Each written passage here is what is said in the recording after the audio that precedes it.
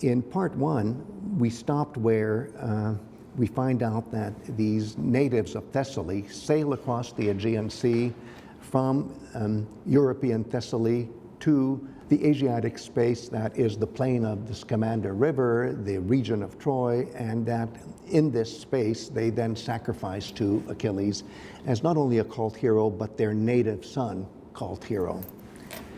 And Philostratus is about ready through the voice of the Ampelurgos to describe the procedure for this worshipping of Achilles.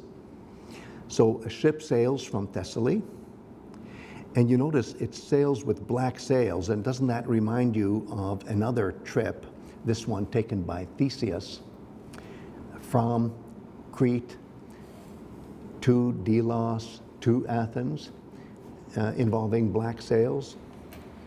And the Minotaur. And yes, after having killed the Minotauros, the Minotaur. And look at the number involved here. The worshippers have 2 times 7 sacred delegates, theoroi, and you think of the original Athenian theoria, which is also 2 times 7. There it's 7 boys, 7 girls. And here I guess it's 14 males. I can't tell. Maybe it is 7 boys, 7 girls, who knows? And look at the symmetry, it goes on. 1 white bull, 1 black bull.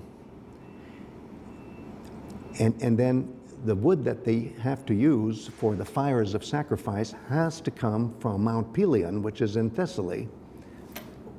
Greg, can you explain why Mount Pelion is so particularly dear to Achilles' heart? Well, because that is where he came of age. That is where he gets his education from the centaur, Cheiron.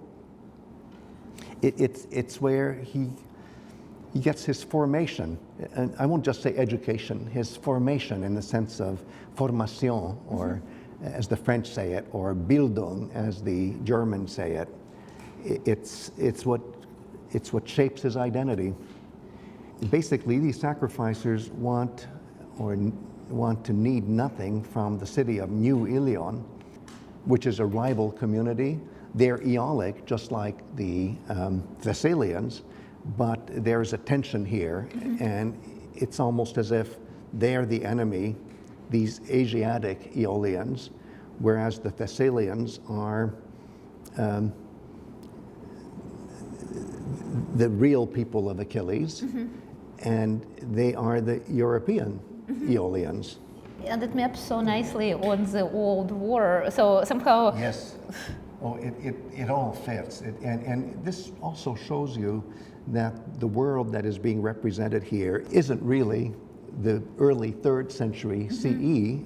It's a kind of diachronic view of relationships between Aeolians in Europe on the west side of the Aegean Sea and Asia on the east side of the Aegean Sea, and how Achilles has always been I almost want to say a political football between these 2 rival groups. And so when you're going to sacrifice to Achilles, and you have to sacrifice to him where he died, you have to go to rival territory, even enemy territory. Wow, fascinating. And so even the fire they bring comes from Thessaly, from European Aeolic zone. And the water that they will use for libations has to come from the river where Achilles himself was going to be initiated if he had lived long enough to be initiated into adulthood. He never really got initiated into adulthood. And here it comes. As a consequence of these practices, the Thessalians were the first to institute the custom of using unwilting garlands for the funerary rituals in honor of Achilles. In order that, even if the wind delayed the ship, they would not wear garlands, stephanoi, that were wilted or past their season. And look at the word for past their season, ex horoi.